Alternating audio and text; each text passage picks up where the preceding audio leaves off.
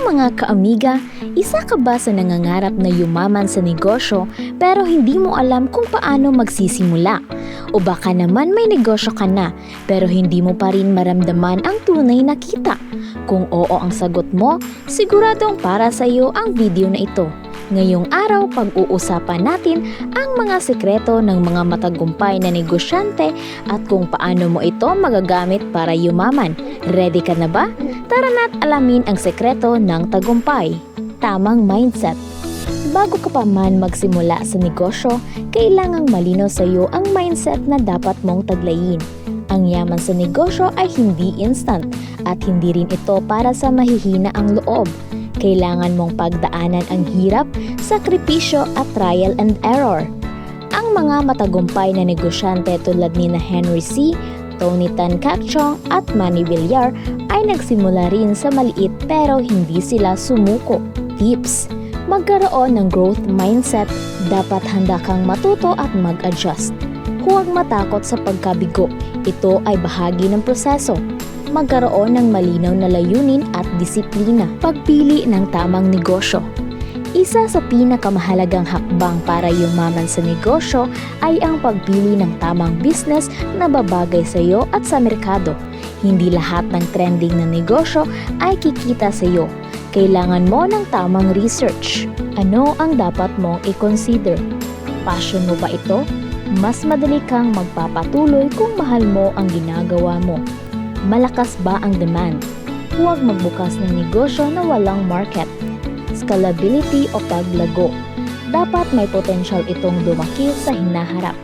Halimbawa, kung mahilig ka sa pagkain, pwede kang magsimula ng food business tulad ng online food delivery, food stall o franchising. Kung tech-savvy ka naman, bakit hindi subukan ang e-commerce o digital marketing agency? May negosyo ka na, pero paano mo ito palalakihin? Dito papasok ang tamang diskarte. Ilang proven strategies para mas mapalago ang negosyo. Mag-focus sa quality at customer service. Ang satisfied na customers ay nagbabalik at nagre-refer ng iba. Magkaroon ng online presence. Ngayon, kung wala ka sa social media o online selling platforms, ang dami mong nasasayang na customers. Gamitin ang power ng branding. Dapat tandaan ng tao ang negosyo mo. Invest sa marketing. Facebook ads, TikTok marketing at SEO ay mga mabisang paraan para mas makilala ang negosyo mo. Huwag matakot mag-expand. Magdagdag ng produkto, serbisyo o branches kung kinakailangan. Halimbawa, kung sari-sari store owner ka, bakit hindi subukan magdagdag ng e-loading business o bills payment services para mas maraming tao ang pumunta sa tindahan mo? Paggamit ng tamang financial strategy. Isa sa pinakamalaking pagkakamali ng mga negosyante ay ang hindi maayos na paghawak ng pera.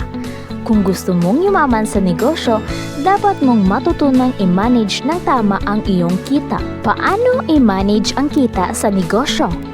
Huwag gastusin agad ang kinita. I-reinvest ang pera para mas lumaki ang negosyo. Magtabi ng emergency fund para sa biglaang gastusin.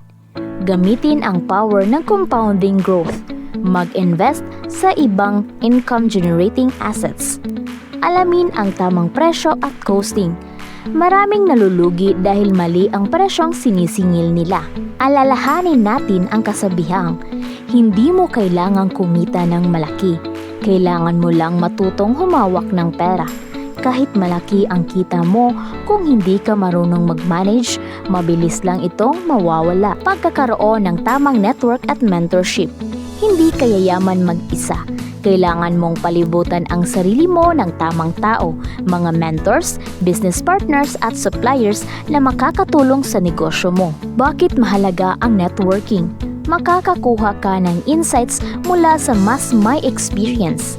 Mas madali kang makakahanap ng opportunities. Makakahanap ka ng potential investors at collaborators. Kaya naman, sumali sa business seminars, join Facebook groups, at makipag-connect sa ibang entrepreneurs. The more you expand your network, the more opportunities will come your way. Bago natin tapusin ang episode na ito, Pag-usapan natin ang mga mistakes na madalas gawin ng mga negosyante at paano ito maiiwasan. Walang malinaw na plano. Dapat may business plan at goal ka. Masyadong takot mag-risk.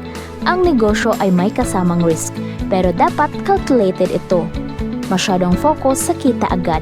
Ang yaman ay hindi instant. Kailangan ng patience. Hindi nag-e-invest sa learning. Ang mundo ng negosyo ay mabilis magbago, kaya dapat updated ka palagi. At diyan nagtatapos ang ating episode. Tandaan, ang pagyaman sa negosyo ay hindi overnight success. Kailangan ng tamang mindset, diskarte at financial management para makamit ito. Kung nagustuhan mo ang video na ito, huwag kalimutang i-like, i-share at mag-subscribe sa ating channel na Payong Amiga para sa mas marami pang negosyo at ipon tip.